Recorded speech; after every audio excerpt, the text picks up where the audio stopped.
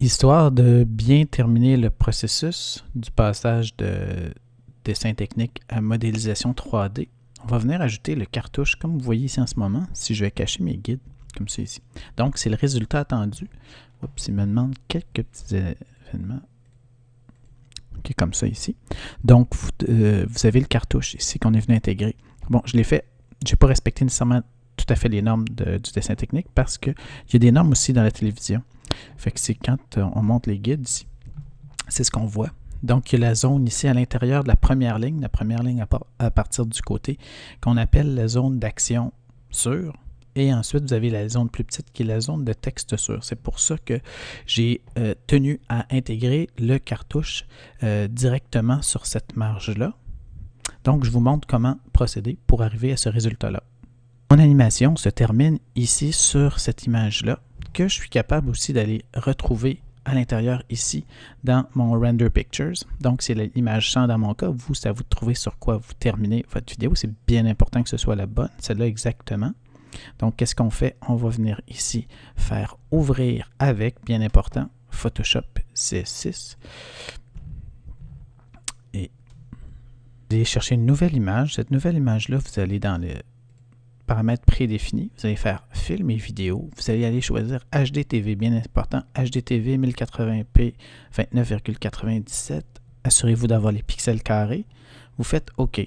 Ça va apparaître de cette manière-là. Ensuite, vous allez activer votre dernière image, vous allez la désancrer de la barre comme ça en la traînant ici, de cette manière-là. Ensuite, vous allez prendre le calque comme ça ici, et vous venez le faire glisser sur l'image qu'on vient de créer. Comme ça ici, ça apparaît. Ensuite, je peux fermer la première comme ça. Là, je vais venir prendre l'outil que vous avez ici qui permet de déplacer. Je vais me placer le plus précisément possible. C'est très important que ce soit parfaitement registre. Fait que là, je vais arriver assez proche comme ça. Toujours avec le même outil sélectionné. Je peux me déplacer d'un pixel à la fois. Donc, je vais vers latéralement, comme ça ici, pour faire en sorte que j'ai plus de ligne blanche, ni d'un côté ni de l'autre. Je peux me dézoomer un petit peu pour bien voir. Là, il me reste juste à l'ajuster vers le bas. Donc, ce que je peux faire, je peux maintenir aussi majuscule enfoncée. Et en maintenant majuscule enfoncée, je me déplace de 10 pixels à la fois. Donc, je fais une autre fois. Là, qu'est-ce que je viens de faire? Je viens de découvrir le haut, fait que je vais me redéplacer vers le haut, un pixel à la fois. Et voilà, je suis parfaitement centré. Ensuite, je vais me faire un nouveau calque. Par-dessus, ici, le calque 1. Je vais aller ensuite chercher le sélecteur rectangulaire. Je vais me mettre à l'intérieur, tout juste à l'intérieur, comme c'est ici. Et je vais venir tracer. OK, un rectangle qui va aller juste sur les guides. Donc, il est magnétisé par les guides. Et ensuite, qu'est-ce que je vais faire? Je vais dans Édition, je vais dans Contour. Et avec Contour, je choisis un pixel au centre et je fais OK. Quand je cache le tout, CTRL H, je vois le cadre que je viens de créer. Je vais ensuite sélectionner l'outil texte ici. Je m'assure d'être bien à 24 points.